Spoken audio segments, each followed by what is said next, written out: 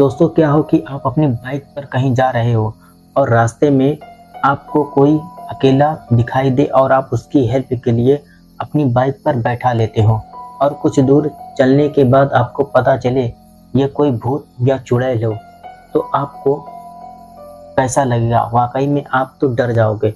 तो दोस्तों ऐसे ही एक कहानी मैं आप लोगों को सुनाता हूँ। तो रात को करीब 12 बज रहे थे। सुरेश अपनी बाइक पर घर वापस लौट रहा था। रास्ते में चारों ओर सन्नाटा छाया हुआ था। यूँ तो सुरेश अपने गांव से शहर काम करने के लिए डेली आता जाता था और वो प्रतिदिन काम से जल्दी घर वापस आ जाता था, लेकिन उस दिन काम ज़्यादा होने की वजह से उसको काफ़ी रात हो गई और उसको रात में घर वापस लौटना पड़ा। तो रास्ते में उसने देखा कि एक औरत सफ़ेद साड़ी में सड़क के किनारे खड़ी है और सुरेश उस औरत को देखकर वहीं पर रुक गया और उसने उससे पूछा कि आप यहाँ पर इतनी रात में क्या कर रही हैं? औरत बिना कुछ बोले सिर्फ उसकी ओर देख रही थी।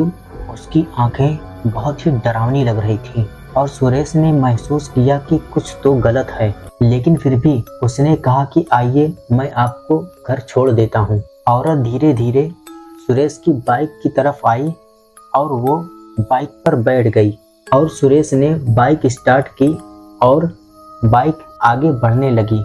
कुछ दूर चलने के बाद सुरेश को बाइक भारी लगने लगी और जब उसने पीछे मुड़कर देखा तो सन्न हो गया। वो औरत अचानक गायब हो गई।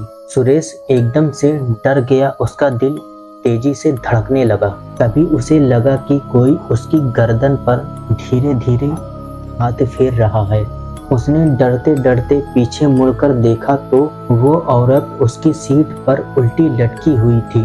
उसके चेहरे से खून की धार बह रही थी और उसकी आंखें पूरी सफेद थी। ये सब देखकर सुरेश जोर से चिल्लाया और अपनी बाइक को तेजी से भगाने लगा। जैसे ही वो अपने गांव के पास पहुंचा, वो औरत गायब हो गई।